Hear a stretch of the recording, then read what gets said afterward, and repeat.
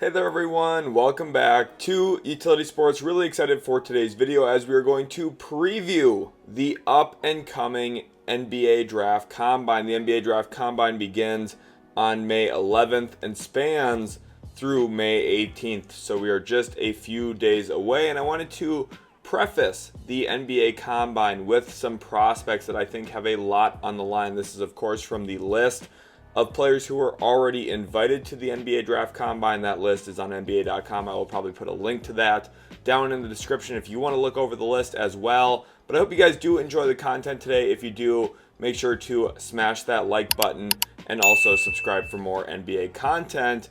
And in today's video, we're going to look at 4 prospects with real chances to improve their stock or just flat out prove their stock. And I think that's really valuable this time of the year, of course, with individual workouts and combine testing, the physical skills. You look back at what Zach Edey did last year. He is a player who really cemented his draft positioning, ended up being selected in the top 10 by the Memphis Grizzlies a year ago after a very good collection of physical testing and of course measuring in very well with his size and everything after a dominant college career. And I think this is a great opportunity for some of these young players to impress in individual workouts. You think about players with bigger frames, strong body shapes, strong body types especially. Those kinds of players typically do have an advantage in this point of the process. The regular season and college basketball and everything in between is typically about skill, and that's something I typically highlight a lot on the channel. But players with those bigger archetypes like Tidjane Salaam last year do impress once they get into this individual stage where they get in front of team executives. They look like an NBA player, they stand out to these executives, and that's what we're going to talk about a bit in today's video, as well as some guys who do possess some skills and unique talents that I think could fit into the NBA that executives, GMs, scouts are going to look at and say, we want this guy on our team. Now I want to hear your predictions for who elevates or stands out this week as well. So make sure to comment a few prospects down below that you're watching for at the NBA Draft Combine this year.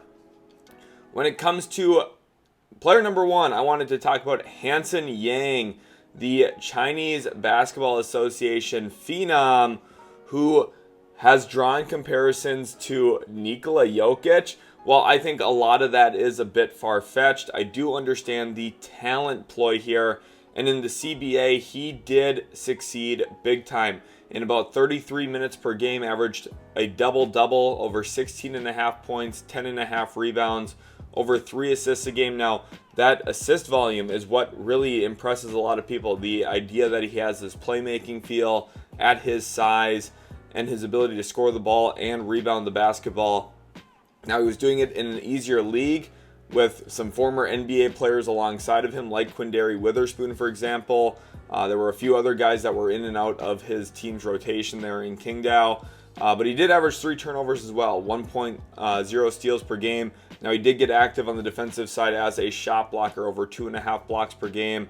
Very effective as a 2-point shooter, 61.3% from the floor on 2s. Now, he did just shoot 33% on 3s, making 1 out of every 3 attempts he took. And the free throw volume is quite strong. But again, the free throw success rate not quite where you'd want it to be to make a long-term bet on his touch if you do buy into the free throw percentage as an indicator for future shooting success from the floor and from 3 especially. But overall, he was very productive and efficient and effective in the Chinese Basketball Association. So this is one of those interesting prospects where this week stands out as a huge opportunity to get in front of a ton of NBA executives all at one time. Of course, teams have been watching him closely. They have been sending scouts and executives to China to watch him. So it's not like he's this unknown prospect. Obviously, he was invited to the NBA Draft Combine, but I think this is an opportunity for him to really solidify his stock. If he wants to make the jump from the CBA to the NBA, this is his opportunity to really do it. He has to have a strong week here. I think he's going to be one of the more interesting names to watch. Again, this video isn't really about who I think is going to for sure impress.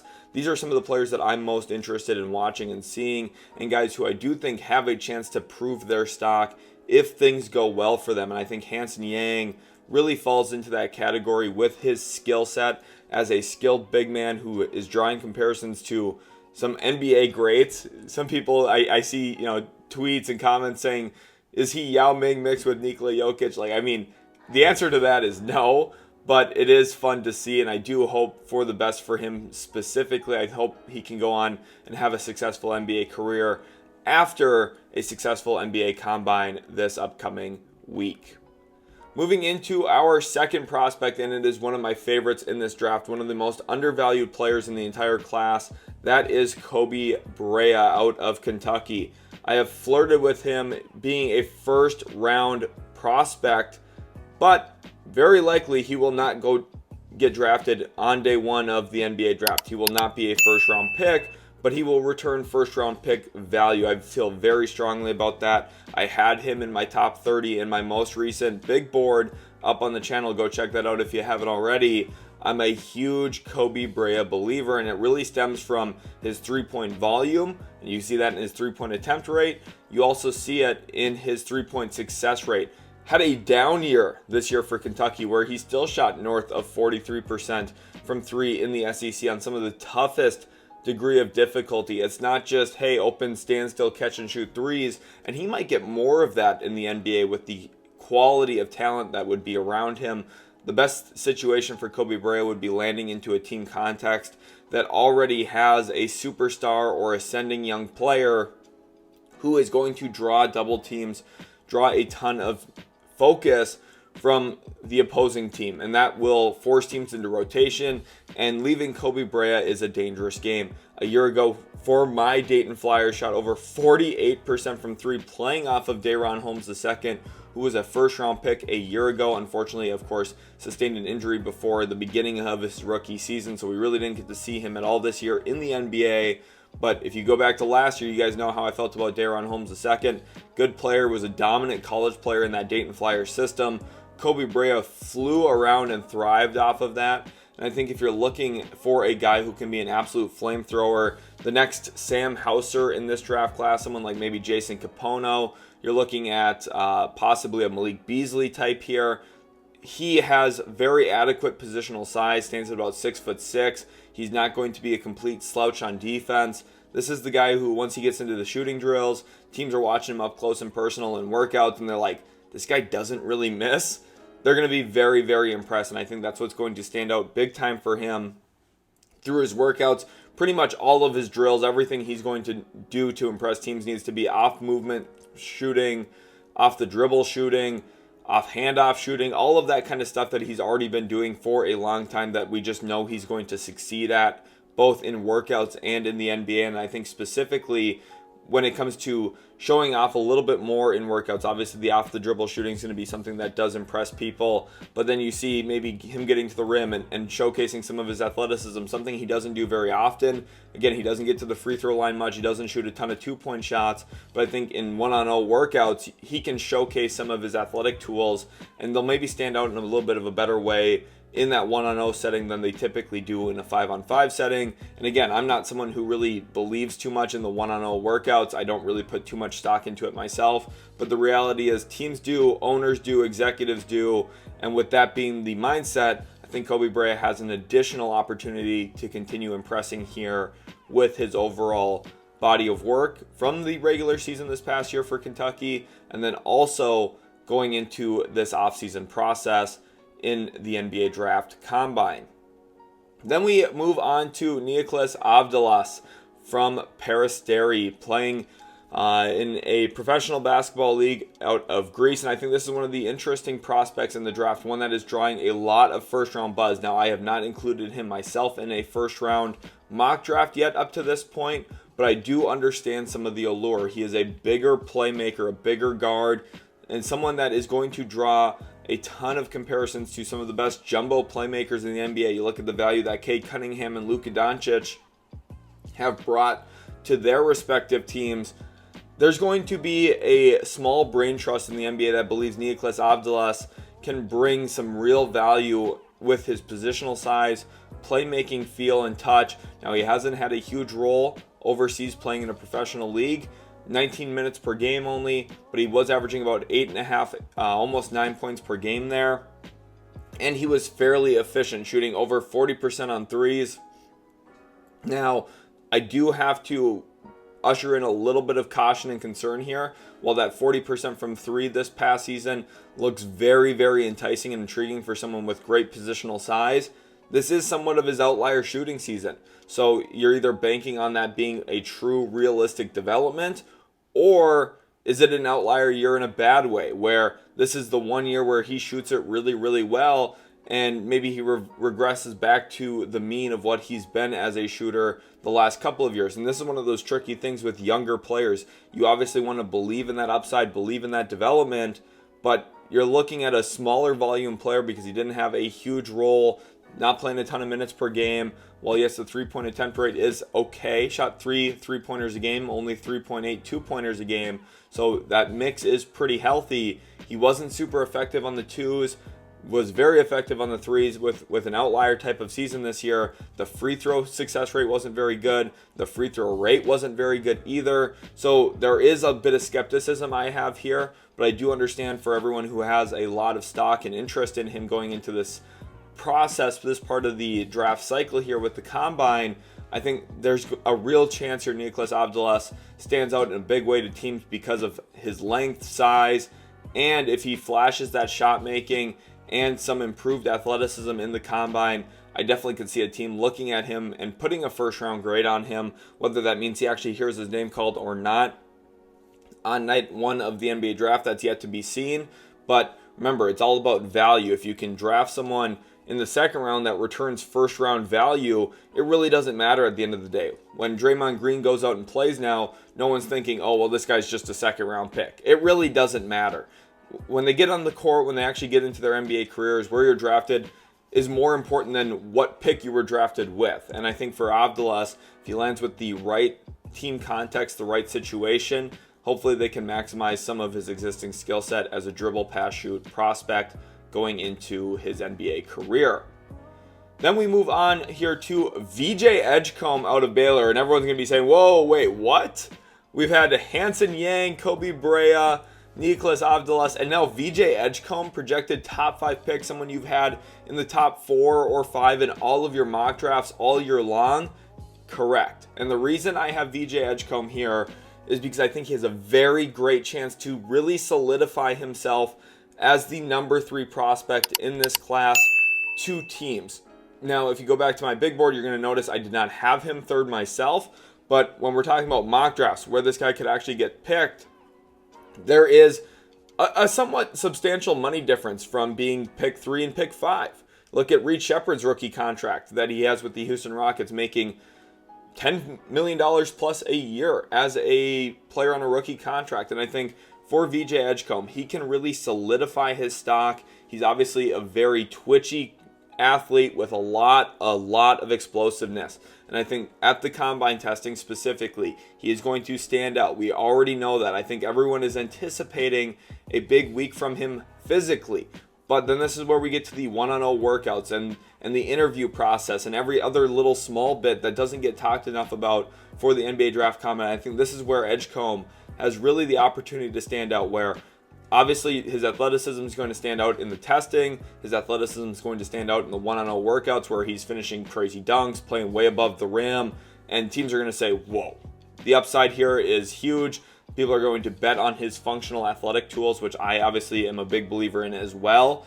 And then when it comes down to his actual talent development and his skill growth from where he was even a year ago, and even a few months ago as Baylor's season wrapped up to where he is now, I'm hoping that he's able to showcase some significant improvements in his ball handling. I think if he can showcase to teams that he's very comfortable with the ball in his hands, I could see some teams talking themselves into him being the consensus pick after Cooper Flagg and Dylan Harper, which is why I do have VJ Edgecombe here on the board. I think there's a really good chance that he stands out this week for NBA teams and really solidifies his stock at number 3. Here are some honorable mentions for me that I wanted to include in this video. So there were the first 4 I wanted to talk about, and I have 5 more that I'm not going to go too in-depth on, but I did want to share my thoughts on a bit going into this week.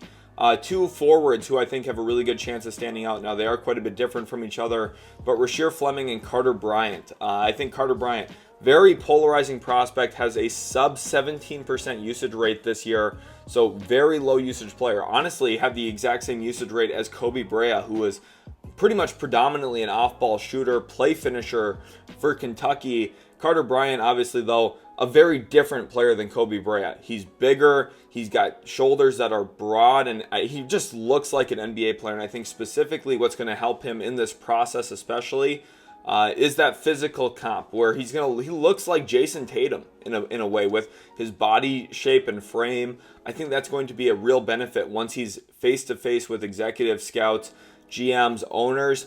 Teams are going to say, this guy looks like an NBA player, and I know how stupid that sounds. You guys know my typical analysis doesn't stem around those kinds of things, but those things matter to other people. They don't matter as much to me.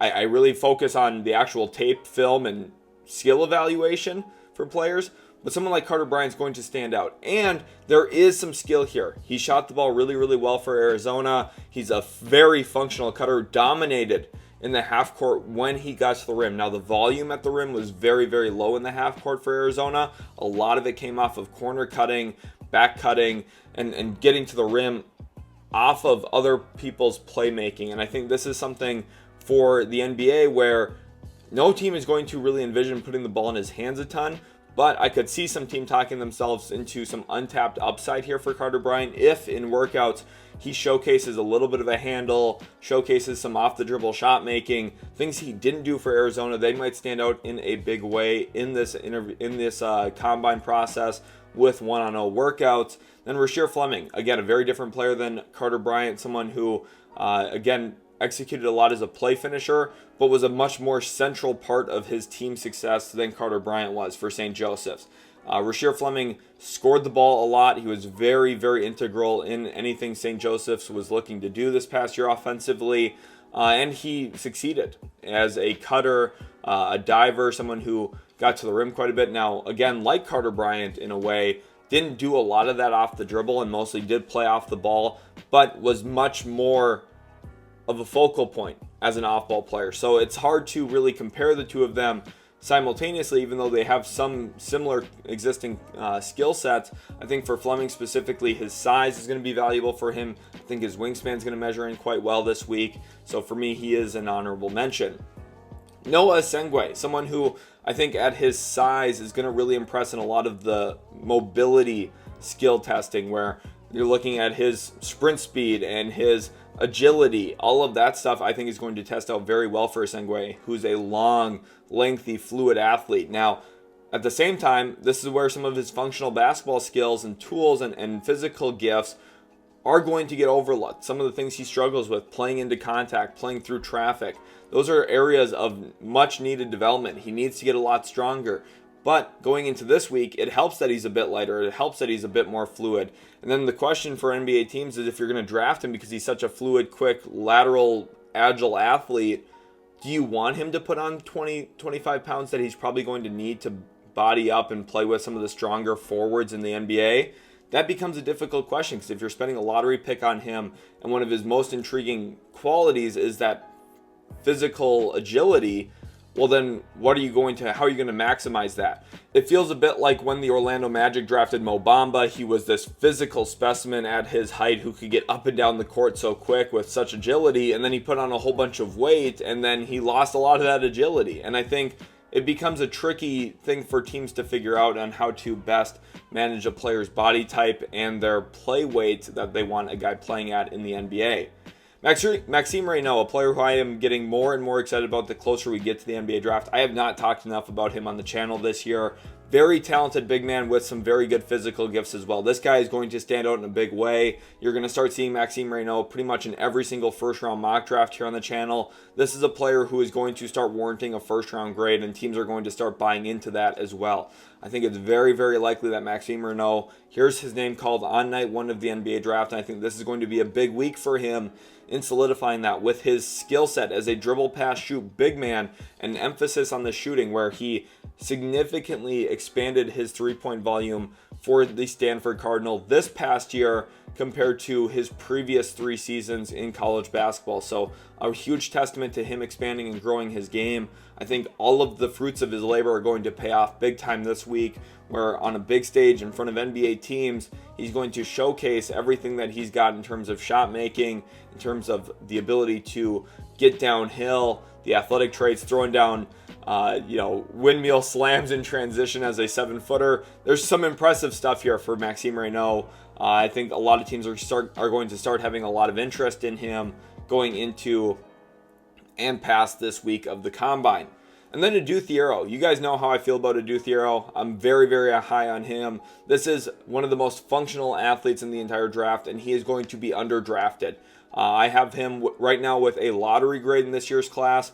And I think given the context of talent around him in this class specifically, he is going to be such a valuable pickup. I think he's going to be an elite team defender, someone who fills a ton of gaps, can be an excellent nail help guy, can be a very impactful low man helper on defense as well for a team. I think there's going to be some point of attack value for him, although not quite to the level as some other elite defensive prospects that have come in previous drafts before him. But I do think Adou Thiero is someone who's just going to be a very, very havoc-wreaking defender, and I think that's a lot of fun to add into a team. And then offensively, while yes, the shooting is a struggle, and you guys know how much I value three-point shooting specifically, I'm willing to overlook that for Thiero here because of his ability to cut, finish around the rim, play off of 2 feet as a finisher at the rack. He's very, very athletic, can throw down standing dunks, which is something that I think for a wing forward type is pretty rare. And I think his ability to play into traffic, the physical strength that he has, I think that's something that is very counterbalanced to someone like Noa Essengue. Essengue, very fluid, agile, but not very strong. I think Thiero, a powerful athlete, someone with real explosiveness, and still has very good lateral mobility as well for his physical play strength. So very excited about Adou Thiero and his potential. I think this is going to be a big week for him as well. I'm hoping for him to really, kind of maintain and even elevate his draft stock a bit to help him get into the range where I think he should be drafted, which is in or near the lottery. Thank you all so much for watching. Again, don't forget to leave your predictions down in the comment section. Who's going to help their stock? Who's going to really solidify their stock? Of course, I had one really safe bet in there with VJ Edgecombe, but I hope you guys felt like this was a fun list to look at, a fun collection of players to talk about, and we'll catch you in the very next Utility Sports video.